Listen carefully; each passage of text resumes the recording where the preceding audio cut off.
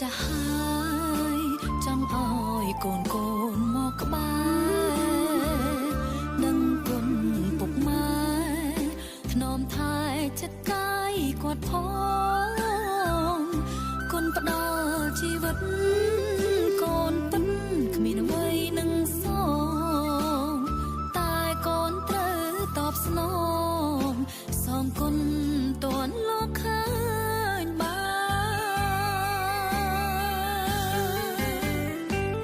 ពុកម៉ែចាស់ហើយកុំអោយលោកអង្គសង្ឃឹមផ្ដល់ស្នាមញញឹមឲ្យគាត់រស់នៅសុខសាន្តពុកម៉ែចាស់ហើយគួរគិតលោកទាំងពីរប្រាណកុំចាំដល់លោកចាក់ឋានទើបយំបោកប្រា